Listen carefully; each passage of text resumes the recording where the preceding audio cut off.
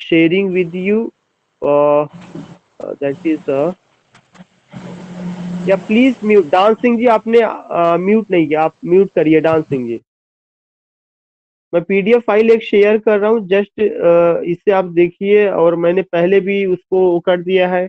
Again I would like to tell you कि हम जो लोग टेस्ट सीरीज करा रहे हैं वो JS English literary society Allahabad के बैनर के तले करा रहे हैं, जिसमें थोड़ा सा मेरा भी कंट्रीब्यूशन है। बाकी सारी चीजें आपको समझ में आ रही हैं। और कुछ स्कूल्स से आज मैंने क्वेश्चंस लिए हुए हैं, कुछ मूवमेंट से मैंने क्वेश्चंस लिए हुए हैं, लेकिन मेरी नज़र में वो बहुत इंपॉर्टेंट है। समटाइम्स फादर, समटाइम्स पायनियर, जो उसके एक तरह से उस मूवमेंट से जुड़ी हुई जो बड़ी हस्तियां हैं उनको लेकर के क्वेश्चंस आता है, उसको लेकर के मैंने किया है। तो आज की क्लास में मैं इसे किया हूँ। कल से थारो हम लोगों का जो टेस्ट होगा वो आथर ओरिएंटेड होगा। कई लोगों का रिक्वेस्ट भी आया था उसमें भी, उसको चीजों को लेकर के, और कुछ टेक्निकल वर्ड्स को लेकर के कल से हम लोग बात करेंगे। आथर एंड सम टर्म्स को या सम टेक्निकल वर्ड्स ऐसे हैं जिसको लेके बात करेंगे। But in today's class we are going to discuss ये सब चीजें अभी मैं करूंगा, क्योंकि हम लोगों को भी 8:30 तक कवर कर लेना, उसके बाद केडी सर की भी क्लास होगी। तो जो पहला क्वेश्चन है, मुझे लगता है सबको विजिबल है। Is it visible? Yes sir. Yes sir. Okay okay. काफी इंपॉर्टेंट क्वेश्चन है। पहले की तरह मैंने कई एक ऑप्शंस रखे हैं जो हम लोगों को काफी हेल्पफुल होगा, जिसमें क्वेश्चन नंबर 1 है कि विच of the following is incorrect, इनमें से कौन सा इनकरेक्ट है।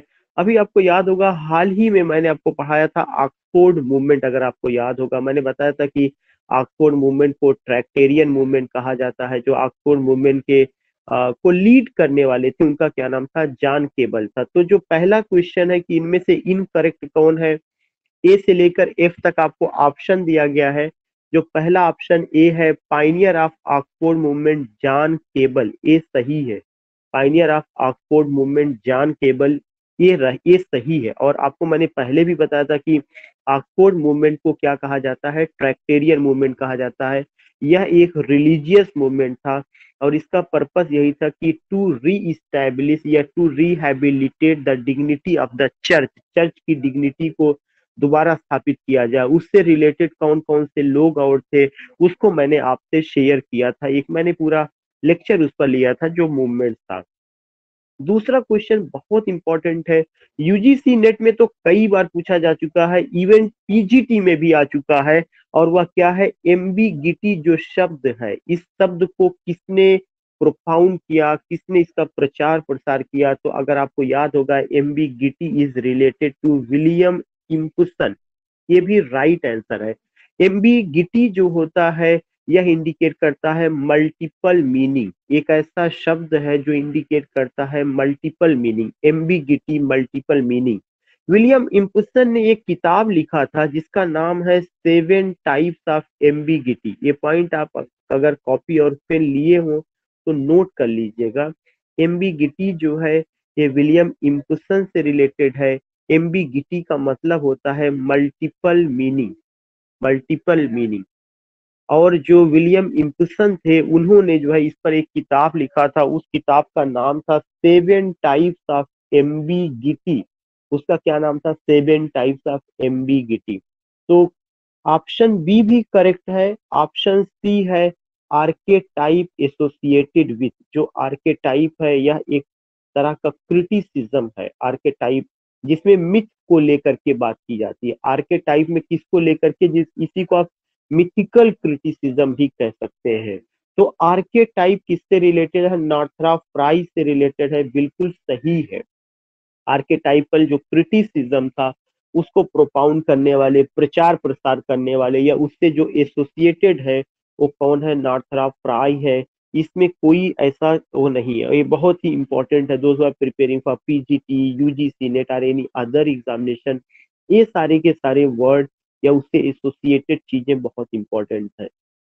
Libido and psychoanalysis associated with C J Jung, या साइको एनालिसिस एंड लिबिडो। अगर आपको याद होगा, सी जे जुंग ये जो है, और एक आपके और साइके आप कह सकते हैं साइकोलॉजिस्ट थे, जिन्होंने जो है एक तरह से जो साइको एनालिटिक क्रिटिसिज्म है उसको उन्होंने बात किया हुआ था, जिसमें जो है लिबिडो एक कॉन्सेप्ट है, या किसके द्वारा दिया गया था, C.J. जुंग। अगर आपको याद होगा, ईगो, सुपर ईगो और लिबिडो, ये तीन कॉन्सेप्ट था। ईगो, सुपर ईगो और लिबिडो, ये तीन कॉन्सेप्ट था जो किससे जुड़ा हुआ है, C.J. जुंग से जुड़ा हुआ है, जो एक साइकोलॉजिस्ट रहे हैं। तो अगर एक क्वेश्चन आता है कि लिबिडो का जो कॉन्सेप्ट है, जो किस कंडीशन में है, एक्सक्यूज मी सर। जी, सर ये लिबिडो का कॉन्सेप्ट सिगमंड फ्रायड से है ना? लिबिडो का जो कॉन्सेप्ट है वो C.J. जुंग से है। Sigmund Freud psychoanalytic criticism में इन्हीं के साथ आते हैं, इन्हीं से जुड़े हुए। Libido and psychoanalysis associated with C.J. Jung and Sigmund Freud भी, जो दोनों साइकोलॉजिस्ट थे, उन्होंने ही साइको एनालिटिक क्रिटिसिज्म को दिया हुआ है। जो ईगो, सुपर ईगो, जो लिबिडो है, ये जो C.J. जुंग से जुड़ा हुआ है। उसके बाद एक वर्ड आता है the bard of Avon. Bard of Avon किसका है, शेक्सपियर को कहा गया है। इसमें कोई ऐसा डाउट? Please mute. क्वेश्चन पूछने के बाद म्यूट कर दीजिए। The bard of Avon Shakespeare से जुड़ा हुआ है, बिल्कुल सही है, कोई इसमें गलत नहीं है। इन्हीं को बार्ड ऑफ एवन कहा गया है, बेन जॉनसन ने ये बात कही है। द फर्स्ट लेक्सिकोग्राफर, लेक्सिकोग्राफर वो होते हैं जो डिक्शनरी को तैयार करते हैं। तो the first lexicographer John Dryden, एक गलत है, और उसका मैंने एक्सप्लेनेशन भी दिया है। आंसर एफ का जो सही है, the first lexicographer was doctor Samuel Johnson. He road first English dictionary in 1755। Not only road but also published. अंग्रेजी की पहली डिक्शनरी 1755 ईस्वी में आई है, और उस पर काम करने वाले आदमी का क्या नाम था, डॉक्टर सैमुअल जॉनसन रहे। डॉक्टर सैमुअल जॉनसन ने दो महत्वपूर्ण जर्नल निकाला था, the Idler and the Rambler. दो महत्वपूर्ण जर्नल उनका था, the Idler and the Rambler. Doctor Samuel Johnson जो है, एज ऑफ सेंसिबिलिटी से बिलोंग करते हैं। एज ऑफ सेंसिबिलिटी को एज ऑफ इनलाइटमेंट भी कहा गया है। एज ऑफ सेंसिबिलिटी को age of doctor Samuel Johnson भी कहा जाता है। डॉक्टर सैमुअल जॉनसन एक लीडिंग राइटर या प्रोज राइटर थे, किस एज के, एज ऑफ सेंसिबिलिटी के। तो ये चीजें आपको ध्यान में रखना है। बाकी ऊपर की जितनी चीजें बता दी गई हैं वो सब अपनी जगह सही है, लेकिन ये चीजें डॉक्टर सैमुअल जॉनसन से जुड़ी हुई दो बातें मैं फिर से रिपीट करना चाहूंगा, जो आपको पता भी है। एक बात तो एक ही, डॉक्टर सैमुअल जॉनसन ने जॉन ड्राइडेन को फादर ऑफ इंग्लिश क्रिटिक कहा है, father of English criticism. Father of English criticism किसको कहा जाता है, जॉन ड्राइडेन को कहा जाता है। ये टाइटल किसने दिया है, डॉक्टर सैमुअल जॉनसन ने दिया है। दूसरा चीज, डॉक्टर सैमुअल जॉनसन ने शेक्सपियर की बहुत तारीफ की है, ट्रेजिक कॉमेडी नाम का एक नया प्ले डेवलप करने के लिए, या एक नया तरह का प्ले लिखने के लिए, अपने critical essay preface to Shakespeare में। कितनी बातें रही है। डॉक्टर सैमुअल जॉनसन ने ही ऑगस्टन एज शब्द को जो है क्या किया है, मार्केट में लाया। जो ऑगस्टन एज, जो आपका किससे जुड़ा हुआ है, आपका अलेक्जेंडर पोप से जुड़ा हुआ है, किंग ऑगस्टस से जुड़ा हुआ है। ऑगस्टन एज जो आपका 1700 से 1745 तक है, उस फ्रेज को यूज करने वाले आदमी का नाम डॉक्टर सैमुअल जॉनसन रहा है। इसके अलावा अगर आप देखेंगे कि डॉक्टर सैमुअल जॉनसन एक बेहतरीन प्रोज राइटर, ड्रामेटिस्ट और क्रिटिक रहे। क्रिटिसिज्म में उनका काफी अच्छा योगदान रहा है। डॉक्टर सैमुअल जॉनसन ने ही जो है मेटाफिजिक्स शब्द को क्वाइन किया है, और मेटाफिजिक्स शब्द को इंट्रोड्यूस किसने किया था, जॉन ड्राइडेन ने किया था। मेटाफिजिकल स्कूल ऑफ पोइट्री का फादर कौन रहा है, जॉन डन रहा है। तो जो ये मेरा इतना बताने का पर्पज है, ऐसा नहीं कि मैं कोई चीज खिचड़ी करना चाहता हूँ। मेरा बताने का पर्पज ये है कि इसके पहले मैं सब चीजें पढ़ा चुका हूँ, इससे रिलेटेड क्वेश्चन बना चुका हूँ। कुछ चीजें हो सकता है उसमें दोबारा रिपीट की जाए, लेकिन आपकी मेमोरी को रिकॉल करने के लिए, whatever is stored in your memory, I just want to recall, उसको रिकॉल करने के लिए मैंने इसको क्या किया है, ये सारी चीजें आपको दोबारा बताई हुई है। तो मैंने आपको पहले भी कहा था कि always you have to take notebook and pen, whatever the word आप नया अगर आपको लगे तो आप नोट कर सके। क्वेश्चन नंबर 2 है which of the following is not true, इनमें से कौन सा एक सत्य नहीं है। Nobel award excuse in me literature was, या सर, रिकॉर्डिंग हो रही कि नहीं सर? हो रही है। Okay sir. क्वेश्चन नंबर 2 है which of the following is not true, इनमें से कौन सा एक ट्रू नहीं है। Nobel award in literature was introduced 1901, सही है। बहुत सिंपल सा क्वेश्चन है लेकिन इंपॉर्टेंट है कि आखिर लिटरेचर में नोबल अवार्ड कब से दिया जाने लगा, 1901 ईस्वी में।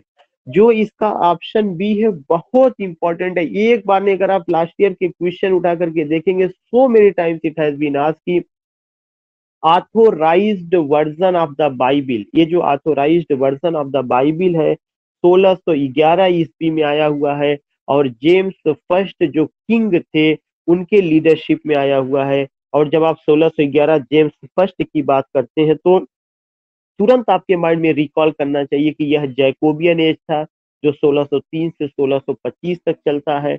उस समय जेम्स फर्स्ट थे। जैकोबियन एज आपका कब आता है, एलिजाबेथन एज के बाद आता है। जैकोबियन एज किसके लिए फेमस रहा है, authorised version of the Bible के लिए फेमस रहा है। Authorised version of the Bible क्या है, यह एक तरह का सरकारी आदेश था। जेम्स फर्स्ट ने एक टीम बनाई थी कि बाइबिल का ट्रांसलेशन किया जाए, उसको प्रिंट किया जाए, छापा जाए और फ्री में लोगों को डिस्ट्रीब्यूट किया जाए। यह एक सरकारी आदेश था। इसके पहले इस तरह का आदेश किसी किंग ने नहीं दिया था। अगर बाइबिल को कोई ट्रांसलेट करता था तो उसको किस तरह की जो चीजें या प्रॉब्लम्स फेस करनी पड़ती थी, आप जॉन वाइकली का एक एग्जांपल देख सकते हैं। उसके अलावा जो आपका जेम्स फर्स्ट का समय है वह दो चीजों के लिए जाना जाएगा। जैसा कि जेम्स फर्स्ट जैकोबियन एज से बिलोंग करते हैं तो वो एज जो रहा है मेटाफिजिकल पोइट्री के लिए इंपॉर्टेंट रहा है। मेटाफिजिकल पोइट्री के फादर जॉन डन है। और वह एज आपका एक और चीज के लिए इंपॉर्टेंट रहा है, कॉमेडी ऑफ ह्यूमर के लिए इंपॉर्टेंट रहा है। कॉमेडी ऑफ ह्यूमर के जो फादर हैं बेन जॉनसन। एक और आपका ऑप्शन सी है क्रिटिक्स क्रिटिक, ये कौन है, हैजलिट है। बिल्कुल सही है। जो विलियम हैजलिट है रोमांटिक एज के हैं। और ये जो है अगर आप देखेंगे कि जो रोमांटिक एज के जो यंग जनरेशन ऑफ पोएट्स हैं, जो यंग जनरेशन ऑफ पोएट्स में जो तीन लोग आते हैं, बायरन आते हैं, बायरन के अलावा कीट्स आते हैं, कीट्स के अलावा आपके जो पीबी शेली आते हैं, उन लोगों की पोयम को छापने का, उन लोगों को पॉपुलराइज करने का काम हैजलिट ने किया है। तो हैजलिट ने young generation of romantic poets को आगे बढ़ाया। उन्होंने उनको तवज्जो दिया, उनको हाईलाइट किया, उनके वर्क को जो है एक तरह से जो लोगों के बीच में लेकर के आए। और इनको क्या टाइटल दिया है, गया है क्रिटिक्स क्रिटिक कहा जाता है, किसको, हैजलिट को कहा जाता है। पोएट्स पोएट एडमंड स्पेंसर को कहा गया, कई बार बात हो चुकी, इस पे बार बार बात करने की कोई जरूरत नहीं है। ये टाइटल उनको किसने दिया है, चार्ल्स लैम ने दिया है। एडमंड स्पेंसर किस एज से बिलोंग करते हैं, एलिजाबेथन एज से बिलोंग करते हैं। उनके इंपॉर्टेंट वर्क्स में Epithalamion, Prothalamion, Shepherd's Calendar, Amoretti collection of sonnet है। उसके अलावा अगर आप देखेंगे एस्ट्राफेल एक एलिजी है जो किसकी डेथ पर लिखा गया है, सिडनी की मौत पर लिखा गया है। इसके अलावा जो है आपका फेरी क्वीन है। All these things you find कि ये सब किससे जुड़ा हुआ है, एडमंड स्पेंसर से जुड़ा हुआ है। एक बड़ा नाम रहा है पोएट्स पोएट को, उनका टाइटल दिया गया है। और उनको क्वीन एलिजाबेथ के दरबार में इंट्रोड्यूस करने वाले कौन थे, सर फिलिप सिडनी थे। तो इस स्पेंसर से जुड़ी हुई बातें मैंने बताई है। Prince among essayist doctor Johnson, ये गलत है। प्रिंस एमंग एसेइस्ट आपके कौन रहे हैं, चार्ल्स लैम्ब रहे हैं। चार्ल्स लैम्ब को ये जो टाइटल दी गई है किसने दिया हुआ है, ह्यूज वॉकर ने दिया हुआ है। चार्ल्स लैम्ब किस एज से बिलोंग करते हैं, रोमांटिक एज से बिलोंग करते हैं। किसके कंटेम्प्रेरी थे, विलियम वर्ड्सवर्थ के, यष्टी कॉलेज के। और यष्टी कॉलेज उनके बोजम फ्रेंड में से थे, बहुत अच्छी बॉन्डिंग थी। दूसरा चीज, जो चार्ल्स लैम्ब है उन्होंने जो एसेज लिखा है वह इनफॉर्मल एसेज लिखा है, या आप कह सकते हैं कि वो पर्सनल एसेइस्ट थे। उन्होंने अपने बारे में, रिश्तेदारों के बारे में, अपने परिचितों के बारे में, मिलने जुलने वालों के बारे में लिखा है। वो इलिया नाम से लिखा करते थे। एसेज ऑफ इलिया उनका बहुत ही इंपॉर्टेंट ऐसे रहा है। टेल्स फ्रॉम शेक्सपियर जो वर्क रहा, ये भी आप जानते हैं उनसे बिलोंग करता है। उनके कुछ इंपॉर्टेंट एसेज हैं, ड्रीम चिल्ड्रेन है, आप कह सकते हैं कन्वालिसेंट है, और उसके अलावा Christ hospital 530 years ago, all these things you know. तो ये उनसे रिलेटेड बातें रही है। दूसरा चीज अगर आप देखेंगे कि जो एक और है 20th century Dryden known as, 20वीं शताब्दी का ड्राइडन किसे कहा जाता है? टीएस एलियट को कहा जाता है। कई बार एलियट को लेके, लेकिन एक नया पॉइंट आपको मिलेगा कि उनको 20th सेंचुरी का ड्राइडन भी कहा गया है। और उनको 20th सेंचुरी का जो ड्राइडन कहा गया है, यह एक उनको टाइटल दी गई है। टीएस एलियट 1888 में पैदा होते हैं अमेरिका के मिसौरी जो मिसौरी सिटी या इस तरह से करके वो जो जगह था वहां पे 1965 में उनकी मौत होती है। लेकिन उनको नागरिकता इंग्लैंड की मिल जाती है। 1948 में उनको नोबेल प्राइज मिला था। वो as a critic, as a dramatist, as a poet वो फेमस है। और हम सबको पता है कि जब आप क्रिटिसिज्म की बात करते हैं तो उनका 3 क्रिटिकल ऐसे है, tradition and the individual talent, जिसमें इम्पर्सनल थियरी है जो 1917 में आता है। हैमलेट एंड हिज प्रॉब्लम जो 1919 में आता है, जिसमें ऑब्जेक्टिव कोरिलेटिव टेक्निक है। मेटाफिजिकल पोएट्स एक क्रिटिकल ऐसे है जो 1921 में आता है, जिसमें unification of sensibility, association of sensibility, dissociation of sensibility को बात की गई है। एज अ पोएट उनका जो वर्क है Prufrock and other observation collection of the poem है। उसके अलावा द वेस्ट लैंड है जो 433 लाइन में है, 5 सेक्शंस में डिवाइड है। जीरांशन उनका पोयम है। जर्नी टू मेजाई उनका पोयम है। बर्ट नार्टन उनका पोयम है। ड्राई साल्वेजेस उनका पोयम है। एज अ ड्रामेटिस्ट आपको पता है कि उन्होंने पोइटिक ड्रामा को रिवाइव किया है। साथ ही साथ उनके जो ड्रामा है जिसमें कॉकटेल पार्टी है, द रॉक है, मर्डर इन द कैथेड्रल है, और द फैमिली रियूनियन है, these things you find. Prominent member of royal society John Dryden, ये बहुत इंपॉर्टेंट क्वेश्चन है। रॉयल सोसाइटी का गठन 1662 ईस्वी में होता है, रेस्टोरेशन एज में होता है। चार्ल्स सेकेंड उस सोसाइटी को गठित करते हैं। वह जो सोसाइटी थी इसलिए गठित की गई थी कि जो साइंटिफिक वर्क है, जो साइंटिफिक डिस्कवरीज है, उसका ट्रांसलेशन हो, उसको आगे बढ़ाया जाए। तो उसके जो प्रोमिनेंट मेंबर थे जॉन ड्राइडन थे, लेकिन उन्होंने मेंबरशिप की फी वगैरह नहीं दी थी। तो एक चीज आपको ध्यान में रखना कि यह एक बहुत इंपॉर्टेंट पॉइंट है जो क्वेश्चन नंबर 2 से रिलेटेड है। एक चीज मैं ये जानना चाहता हूँ कि अगर मैं थोड़ा सा डिटेल में एक्सप्लेन कर रहा हूँ, जैसे टीएस एलियट को लेके बात हुई या स्पेंसर को लेके, तो ये ओवर तो नहीं हो रहा आप लोगों को? नहीं सर, नो रिवीजन हो सर, रहा है बहुत अच्छा सर। अच्छा। ठीक ठीक, ओके नो ओके। सर। तो क्वेश्चन नंबर 2 में बस आपको इतना ध्यान में रखना है कि prominent member of royal society John Dryden, और जो उसका ऑप्शन ई था प्रिंस एमंग एसेस्ट वो गलत था, डॉक्टर जॉनसन ना होकर के चार्ल्स लैम्ब रहे हैं। क्वेश्चन नंबर 3 आई थिंक कि विजिबल होगा स्क्रीन पर, बहुत ही इंपॉर्टेंट है।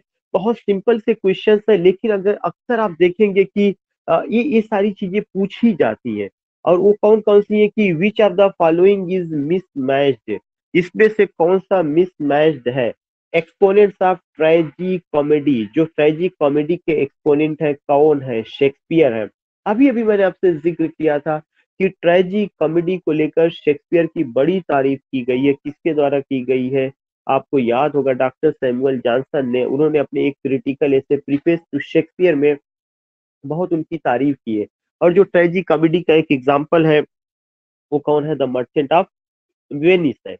दूसरा चीज है कि एक्सपोनेंट्स ऑफ एपिस्टेलरी नॉवेल, इसको लेके मैंने कई बार जिक्र किया था कि एपिस्टेलरी नॉवेल जो है यह 18th सेंचुरी में जो 4 व्हील ऑफ द नॉवेल आते हैं उसमें वो चीज आती है। जो 4 व्हील ऑफ द नॉवेल है उनमें से सैमुअल रिचर्डसन एक बड़ा नाम है। सैमुअल रिचर्डसन ने एक नई तरह का नॉवेल लिखना शुरू किया जिसको एपिस्टेलरी नॉवेल कहा जाता है। एपिस्टल एक लैटिन वर्ड है जिसका मतलब होता है लेटर या novel written in letter form. और ये काम की शुरुआत किसने किया था? सैमुअल रिचर्डसन ने किया था, जिसका एक खूबसूरत एग्जाम्पल पामेला करके, पामेला उनकी नॉवेल का नाम है जो हीरोइन ओरिएंटेड है, जिसका सब टाइटल है वर्चू रिवार्डेड करके जो है। तो अगर आप देखेंगे कि ये जो एपिस्टेलरी नॉवेल है जो सैमुअल रिचर्डसन है, ये 4 wheels of the novel, 4 wheels of the novel 18th century में आती है। 18th सेंचुरी का मतलब कि डॉक्टर सैमुअल जॉनसन का एज। और 4 व्हील्स ऑफ द नॉवेल में हमेशा 4 नाम आपको इधर ध्यान रखना है। एक नाम है हेनरी फील्डिंग, एक नाम है सैमुअल रिचर्डसन, एक नाम है टोबियस स्मॉलेट, और एक नाम है लॉरेंस ईस्टन। इन 4 नामों को आपको कभी नहीं भूलना है।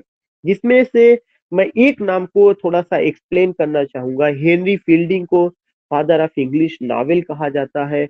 हेनरी फील्डिंग ने प्लॉट को बहुत बेहतरीन ढंग से रखा और आप देखेंगे कि जो हेमी हेनरी फील्डिंग है उन्होंने एक नॉवेल लिखा जिसका नाम जोसेफ एंड्रयूज़ है। वह भी जो है एपिस्टेलरी नॉवेल है, लेकिन वह पैरोडी है किसका? सैमुअल रिचर्डसन की पामेला का। उसमें पामेला में उन्होंने वर्च्यू दिखाया है किसके कैरेक्टर में? फीमेल कैरेक्टर में और उसी को लेकर के जो है सैमुअल रिचर्डसन ने आपका जोसेफ एंड्रयूज लिखा और उन्होंने वर्च्यू किस पे दिखाया है? जोसेफ एंड्रयूज मेल कैरेक्टर में दिखाया गया है। तो ये चीज बहुत ही ज्यादा इंपॉर्टेंट रहा है जो हमें समझने की कोशिश करना चाहिए। इन्हीं चीजों को देख करके मैथ्यू अर्नाल्ड ने 18th सेंचुरी को age of prose and reason कहा है। ये चीज हमें ध्यान में रखना है।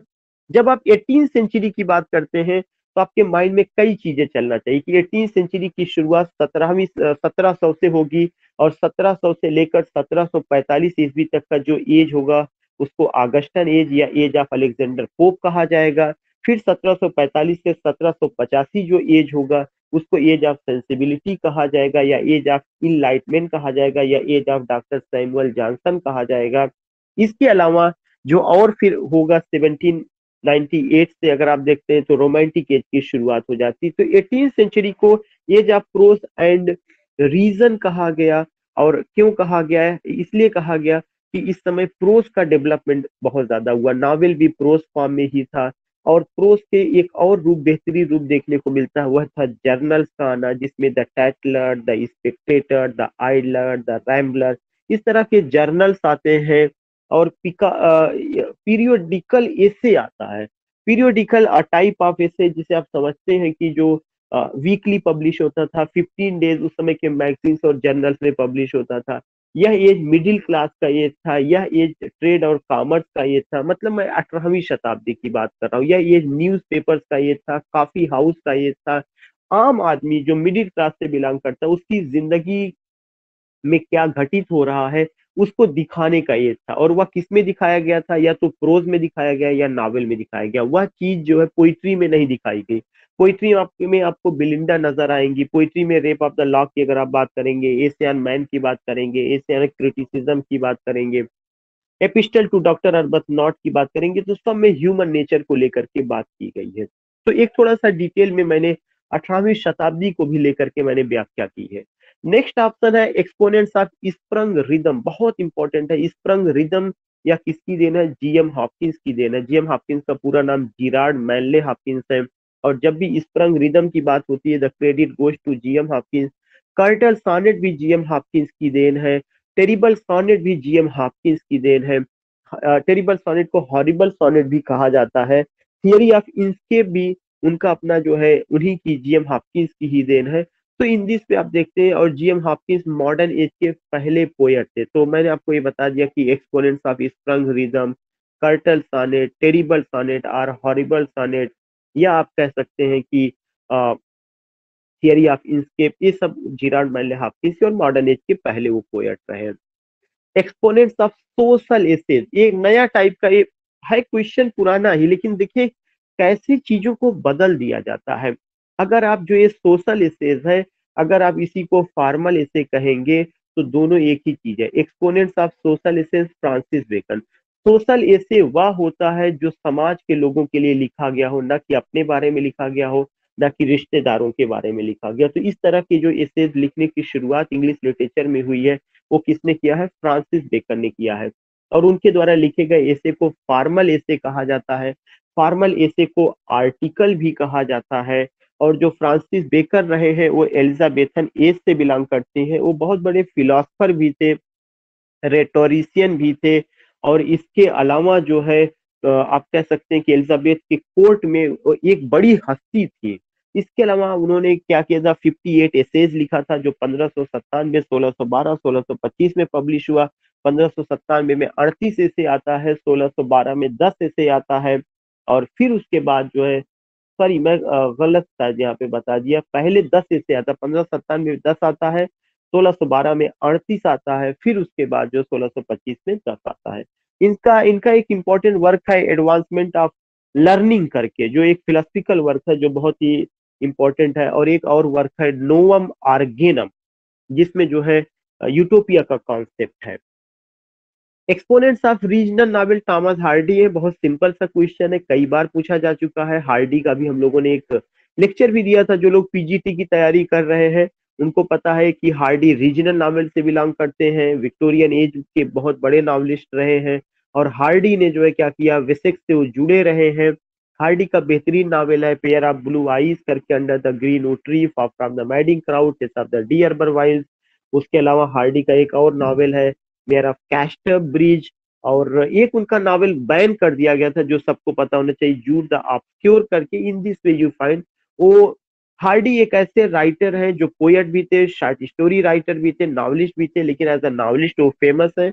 और आप देखेंगे कि वो एक ऐसे पोएट है जिनको दो इंपॉर्टेंट टाइटल दिया जाता है, लास्ट विक्टोरियन का टाइटल दिया गया है, लास्ट विक्टोरियन, और दूसरा टाइटल क्या दिया गया है कि अ poet who bridges Victorian and modern.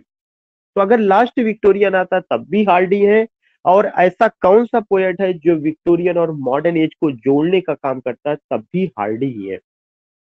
Exponents of domestic novel, सबको पता है डोमेस्टिक नावल की बड़ी राइटर जेन ऑस्टिन है। उनका जो नावल है एमा है, प्राइड एंड प्रिजुडिस है, नॉर्थेंजर अबे है, मैंसफील्ड पार्क है। और प्राइड एंड प्रिजुडिस का सब टाइटल भी पूछा जाता है, जिसमें फर्स्ट इंप्रेशन उसका सब टाइटल है। और हम सबको पता है कि जो डोमेस्टिक नावल है उसमें फैमिली अफेयर्स को लेकर के बात होती है, उसमें comparison between good and bad marriages है, all these things we find. Exponents of dramatic monologue Robert Browning है, एक हम लोगों ने कर चुके हैं, बहुत सिंपल सी बात है। रॉबर्ट ब्राउनिंग को किंग ऑफ ड्रामेटिक मोनोलॉग कहा जाता है। रॉबर्ट ब्राउनिंग ऑप्टिमिस्टिक पोएट रहे हैं। रॉबर्ट ब्राउनिंग की वाइफ का नाम एलिजाबेथ बैरेट ब्राउनिंग रहा है, वो भी पोएटेस रही है। वो रॉबर्ट ब्राउनिंग से पहले ही इस दुनिया को छोड़ करके चली जाती हैं। उन्होंने एक कलेक्शन ऑफ सॉनेट लिखा था जिसका नाम पुर्तगीज सॉनेट था। रॉबर्ट ब्राउनिंग ऑप्टिमिस्टिक पोएट होने की वजह से विक्टोरियन एज में क्या चल रहा था, उस समय का सोशल सिचुएशन क्या था, उसके बारे में वो कोई बात नहीं करते हैं। And you will come to know he has written some well known dramatic monologues as My Last Duchess, Prospice, Andrea del Sarto, the last ride together, so and so in this way you find कि exponents of dramatic monologue कौन रहे, Robert Browning optimistic poet Victorian age के रहे।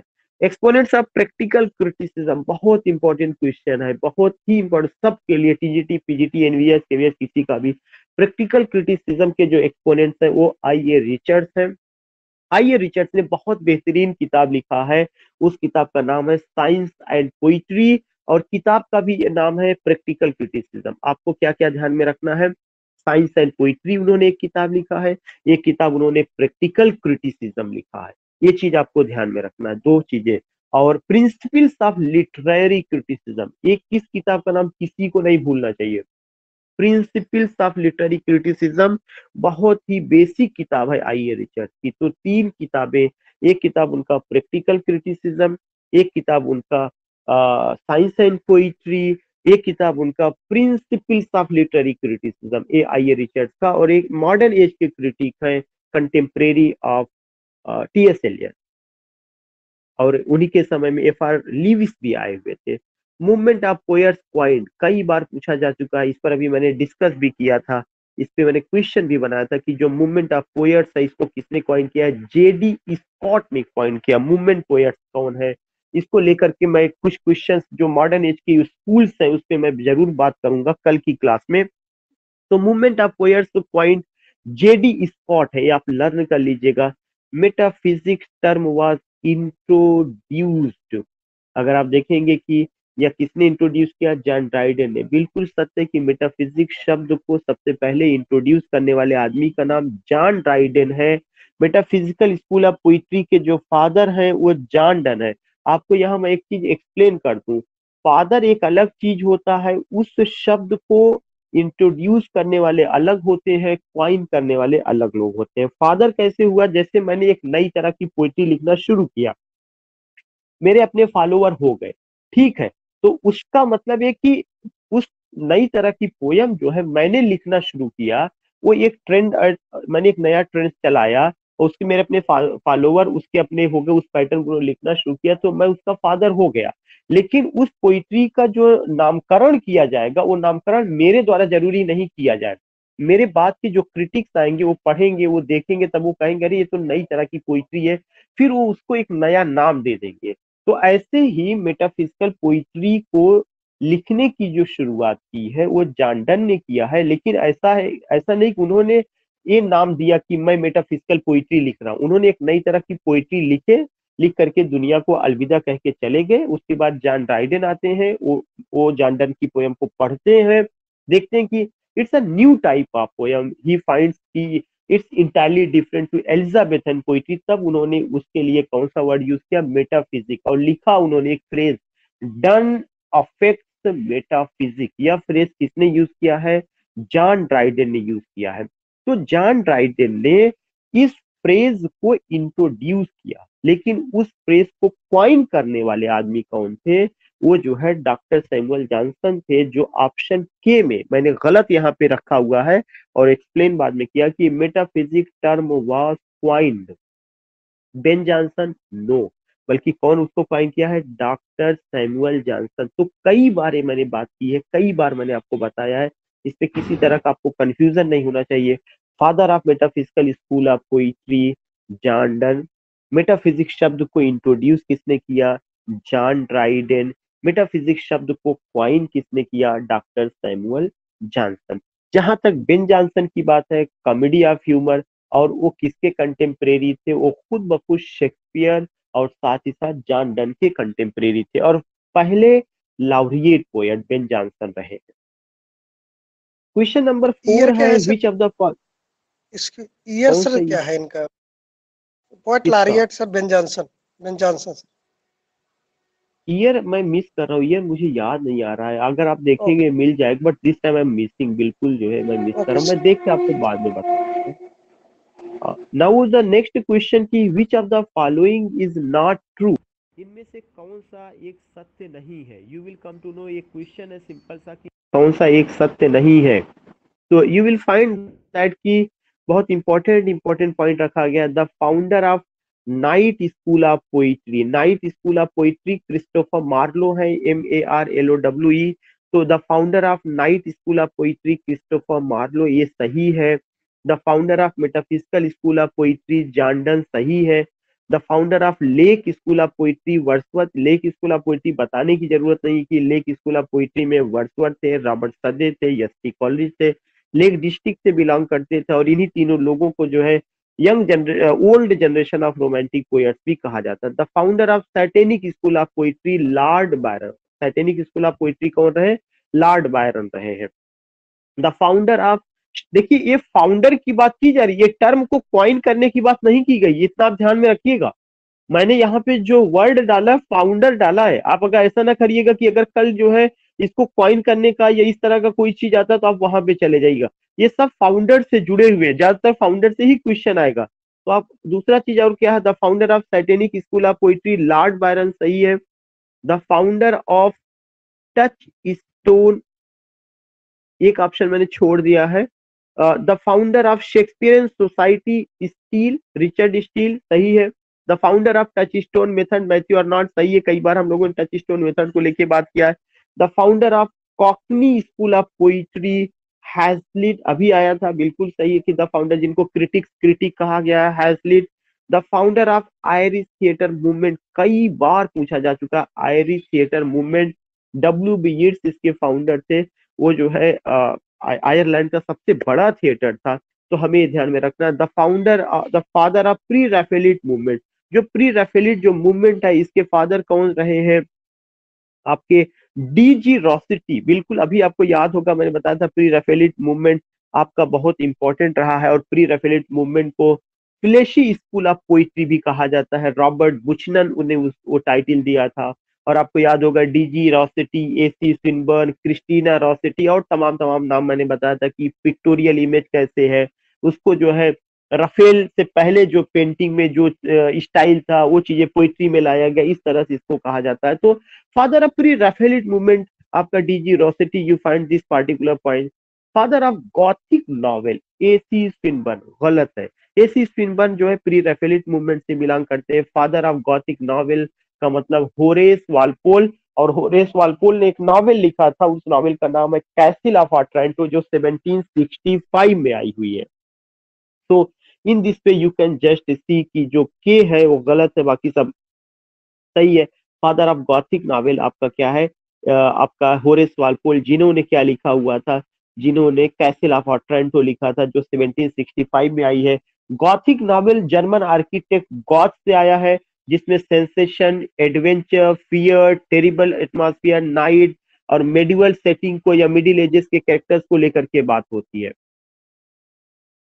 Question number 5 है, which of the following is mismatched, इसमें कौन सा mismatched गलत है, जिसमें आप देखेंगे कि द नाइटिंगेल ऑफ इंडिया किसको कहा जाता है, सरोजनी नायडू को, सिंपल सा सबको पता है। First Protestant of England, England के पहले प्रोटेस्टेंट कौन रहे, जॉन वाइक्लिफ रहे।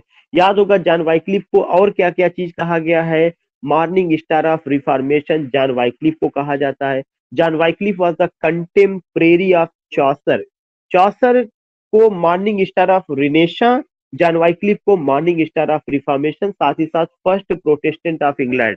और चॉसर को ही फादर ऑफ इंग्लिश प्रोज कहा जाता है। कहीं कहीं पे हमने देखा विलियम टिंडल का लोग यूज करते हैं, but I don't know why, क्योंकि विलियम टिंडल से पहले इन्होंने खुद ही बाइबल का ट्रांसलेशन किया था, जो 1382 में हुआ था, और लैटिन से इंग्लिश में किया। तो this is why this man is known father of English prose. Father of English essay Francis Bacon को कहा जाता है। फादर ऑफ एसे मॉन्टेन को कहा जाता है, जो फ्रेंच एसेइस्ट थे। Essay word French word essai से आया है, जिसका मतलब होता है कि make an attempt to write something, कुछ चीज लिखने का प्रयास करना। एसे मुख्यतः दो तरह से होता है, फॉर्मल एसे, इनफॉर्मल एसे। फॉर्मल एसे को आर्टिकल कहा जाता है, वह ऑब्जेक्टिविटी लिया हुआ होता है, और जो आपका इनफॉर्मल एसे उसको पर्सनल एसे कहा जाता है, उसमें सब्जेक्टिविटी होता है। खैर वह दूसरी दिशा में मैं जा रहा हूँ, लेकिन उसी से जुड़ा हुआ था तो मैंने एक्सप्लेन कर दिया। इसके अलावा जॉन वाइक्लिफ ने क्या किया था, एक मूवमेंट शुरू किया था, उस मूवमेंट का नाम था लोलार्ड मूवमेंट, और लोलार्ड का मतलब यही होता है कि follower of John Wycliffe. The last great Renaissance poet, last great Renaissance poet कौन थे, मिल्टन थे। इसीलिए अगर आपको याद होगा कि मिल्टन को इवनिंग स्टार ऑफ रिनेशा कहा जाता है, यही मेन रीजन था, इसी टाइटल को बदल दिया गया है। आप ये ध्यान में रखिएगा, कुछ नहीं है। देखिए कैसे टाइटल को बदल दिया जाता है, the last great Renaissance poet John Milton. अगर ये चीज आता है the last great Reformation writer John Bunyan, चूंकि जॉन बनियान को इवनिंग स्टार ऑफ रिफॉर्मेशन कहा जाता है, तो चीजों को उसका कलर थोड़ा सा कलेवर चेंज किया जा सकता है, नए वे में ढाला जा सकता है। ये चीजें, कुछ ऑप्शन ऐसे हैं जो बहुत परंपरागत है, उससे आप वाकिफ हैं। बी लेटेड एलिजाबेथन पोएट मिल्टन को कहा जाता है because he was fond of music. The last Augustan, ये एक नया पॉइंट है जो मुझे भी आज अच्छा लगा कि लास्ट ऑगस्टन किसको कहा जाता है, डॉक्टर जॉनसन को कहा जाता है, जबकि डॉक्टर जॉनसन ने ही ऑगस्टन शब्द का इस्तेमाल किया था। लेकिन ऑगस्टन एज की जो कैरेक्टरिस्टिक्स थी वो कब तक चलती है, डॉक्टर सैमुअल जॉनसन के समय तक चलती, इसीलिए इनको लास्ट ऑगस्टन भी कहा जाता है। The early progenitor of the novel, ये बहुत इंपॉर्टेंट पॉइंट है, the early progenitor of the novel. जब नॉवेल इंग्लैंड में आया सबसे पहले, तो उसको लाने वाले आदमी, उसका अर्ली प्रोजीनिटर कौन थे, थॉमस नैश थे। क्यों, थॉमस नैश ने एक नॉवेल लिखा है अनफॉर्चुनेट ट्रेवलर और the life of Jack Wilton, जो पिकारेस्क नॉवेल है, और पिकारेस्क नॉवेल आपका earliest form of the novel है, और अंग्रेजी का पहला उदाहरण पिकारेस्क नॉवेल जो आता है वह कौन रहा है, थॉमस नैश का अनफॉर्चुनेट ट्रेवलर और the life of Jack Wilton. ये बात आपको ध्यान में रखनी है, इसीलिए इनको क्या कहा गया, the early progenitor of the novel. इनको फादर ऑफ इंग्लिश नॉवेल नहीं कहा गया, अर्ली प्रोजीनिटर, शुरू में नावेल के बीज डालने वाले। प्रोजीनिटर का मतलब यहाँ पे बीज डालने वाले, उसके फादर नहीं। उन्होंने नावेल की एक रूपरेखा जिसे कहा जा सकता है तैयार किया। ऐसा नहीं कि नावेल का पूरा ढांचा तैयार कर दिया, पूरा महल खड़ा कर दिया। जो पूरा महल खड़ा किया गया तो हेनरी फील्डिंग ने खड़ा किया है। और फिर उसके बाद आप देखते हैं अगला ऑप्शन है first great English neo classist. पहला ग्रेट इंग्लिश नियो क्लासिस्ट कौन है, बेन जॉनसन है। तो बेन जॉनसन के लिए एक और टाइटल आपको मिला। क्यों, क्योंकि जो नियो क्लासिसिज्म का कैरेक्टरिस्टिक्स था अलेक्जेंडर पोप से पहले, अगर किसी आदमी ने अपने वर्क में फॉलो किया है तो बेन जॉनसन है। उन्होंने अपनी कॉमेडी में जो फॉलो किया हुआ है वह प्लाउटस को फॉलो किया है, टीरेंस को फॉलो किया हुआ है, जो कि जो है कॉमेडियन थे वहां के, जो है आप कह सकते हैं ग्रीक के, रोम के, उनकी कॉमेडी को उन्होंने फॉलो किया। तो ये चीज कौन से रहे? The great English, sorry, first great English new classist Ben Jonson, alpha of the प्लफ। ये चीज पूछा जा चुका है, पीजीटी में शायद आ चुका कई बार। अल्फा ऑफ द प्लफ यह सब टाइटल एक जो कहा जाता है एजी गार्डिनर को कहा गया है। The gander of Cockermouth Wordsworth को कहा जाता है, काकर माउथ में ही वो उनका जन्म हुआ था, वो जगह का। The gander of Cockermouth Wordsworth का। The last of the great Victorian Hardy का, अभी मैंने आपको बताया था कि the last of the great Victorian Hardy को कहा जाता है। और साथ ही साथ की a poet who bridges Victorian and modern age, वो भी हार्डी को ही कहा जाता है। वेसेक्स रीजनल नॉवेल, सब क्रेडिट जाता है हार्डी में। The last of the romantic poet W B Yeats को, अभी कितनी बार मैंने डिस्कस किया था कि डब्ल्यू बी येट्स को द लास्ट रोमांटिक पोएट कहा जाता है। क्यों कहा जाता है? उन्होंने खूबसूरत poem the lake I love Innisfree लिखा था। वो मॉडर्न एज के बहुत इंपॉर्टेंट पोएट है। उनको जो है 1923 ईस्वी में नोबेल प्राइज मिला है लिटरेचर का। उनकी अपनी और पोएम है, अगर आपको याद होगा, क्या नाम है, sailing to Byzantium, Byzantium, Leda and swan, the second coming, a prayer for my daughter, so and so you will come to know. वो सब चीजें रहा है जो डब्ल्यू बी येट्स से, विलियम बटलर येट्स से। और वो आयरलैंड के, he was an Irish poet. अभी आपको याद होगा कि जो आयरिश थिएटर था वे उसके फाउंडर थे, उसको भी हम लोगों ने जिक्र किया था। Touch stone of English poetic sensibility, देखिए एक तो टच स्टोन मेथड, वह एक दूसरा क्वेश्चन है। Touch stone of English poetic sensibility Sydney ना होकर के एडमंड स्पेंसर है। Touch stone of English poetic sensibility, English poetic sensibility को शुरू करने वाले या उसका टच स्टोन का क्रेडिट जो दिया जाएगा वो किसको दिया जाएगा? एडमंड स्पेंसर को। टच स्टोन मेथड का जो कॉन्सेप्ट है वह किससे जुड़ा हुआ? मैथ्यू अर्नोल्ड से जुड़ा हुआ है। क्वेश्चन नंबर 6 है, which of the following is not true poetical son of Spenser. ये कई बार पूछा जा चुका है। Poetical son of Spenser John Milton सही है। The great unknown Walter Scott, ये भी सही। The great unknown Walter Scott, ये टाइटल उनको दिया जाता है। और आपको ये हम सबको पता है सर वॉल्टर स्कॉट कौन रहे? हिस्टोरिकल नॉवलिस्ट रहे। उनका नॉवेल केनिलवर्थ था, तालिस्मा था, इवान हो था। So many things you find Walter Scott से जुड़ा हुआ। Grandfather of English novel, देखिए father of English novel, grandfather of English novel, progenitor of the novel, ये 3-4 चीजें हैं जो आपको ध्यान है। Grandfather of English novel किसको कहा गया? चॉसर को, चूंकि स्टोरी टेलिंग मेथड चॉसर से शुरू हुआ था। Earliest form of the novel, picaresque के नॉवेल सही है। The Shakespeare of the divine, Jeremy Taylor, ये चीज आपको ध्यान में रखना, ये important question. The Shakespeare of the divine मतलब कि अपने प्रोज या अपने वर्क में जिन्होंने ईश्वरी, आप कह सकते हैं कि डिवाइन या स्पिरिचुअल बातें जिन्होंने किया हुआ है, उनका क्या नाम है? जेरेमी टेलर है। तो जेरेमी टेलर को the Shakespeare of the divine कहा जाता है। फादर ऑफ ट्रेजिडी, एस्किलस को, ये दुनिया की बात चले, दुनिया के लिटरेचर में। फादर ऑफ कॉमेडी, दुनिया के लिटरेचर में Aristophanes. Father of essay, Montaigne. Father of English essay, Charles Lamb. ये गलत है, अभी मैंने बताया था कि father of English essay Francis Bacon है। उनको लेकर के मैंने चीजें एक्सप्लेन की थी। आई डोंट थिंक कि उस चीज को बार बार बताने की जरूरत है। क्वेश्चन नंबर 7 है, find out the mismatched work. Othello का subtitle the Moor of Venice सही है। ओथेलो का जो सब टाइटिल है द मूर ऑफ वेनिस सही है। ट्वेल्थ नाइट का सब टाइटिल है व्हाट यू विल सही है। एज यू लाइक इट का सब टाइटिल है as you what you will, बिल्कुल सही है। सिम्बेलिन का सब टाइटिल है ट्रिपल डी, गलत है। सिम्बेलिन का सब टाइटिल है ट्रिपल सी, और इस ट्रिपल सी का मतलब है कंफ्यूजन, कॉन्फ्लिक्ट एंड कंप्रोमाइज। ये आंसर डी आपका सिम्बेलिन से जुड़ा हुआ है। क्वेश्चन नंबर 8 है, Philorios, Philorios first fruit is the subtitle of Macbeth, Love's Labour's Lost, Merry Wives of Windsor, As You Like It. Answer B आपका सही है, फिलोरियोज। उसका एक्सप्लेन किया गया, Philorios first fruit is the subtitle of Love's Labour Lost. Question number 9 है, stamp scene आकर्ष, ये कई बार पूछा जा चुका है। स्टाम्प सीन, ये किंग लियर जिसने भी पढ़ा सबको पता है कि स्टाम्प सीन किंग लियर का। स्टाम्प सीन आकर्ष which play of Shakespeare King Lear में आती है, ये चीज हम सबको पता है। मर्सी एपिसोड और ट्रायल सीन बहुत सी फेमस सीन है। ये मैंने कुछ सिंपल क्वेश्चंस ले लिए केवल आपकी मेमोरी को रिकॉल करने के लिए। Mercy episode or trial scene आकर scene the Merchant of Venice, ये हम सबको पता है किसमें होता है, द मर्चेंट ऑफ वेनिस में होता है। बाकी हम सबको ये पता है कि जो मैकबेथ है उसमें बहुत इंपॉर्टेंट सीन रही है, ओपनिंग सीन रही है, बैंक्वेट सीन रही है, पोर्टर सीन रही है, डैगर सीन रहा है, स्लीप वॉकिंग सीन रहा है, ये मैकबेथ से जुड़ा हुआ है। हैमलेट में अगर आपको याद होगा, आपको प्ले विद इन प्ले का कॉन्सेप्ट है, वहां पर ग्रेव डिगर सीन है। ग्रेव डिगर सीन के अलावा अगर आपको याद होगा उसमें एक और सीन है, ग्रेव डिगर सीन है, और ग्रेव डिगर सीन के अलावा व्हाट आई टेल यू की प्ले विद इन प्ले है, ननरी सीन है। ये सब किससे जुड़ा हुआ है? ये सब आपका हैमलेट से जुड़ा हुआ है।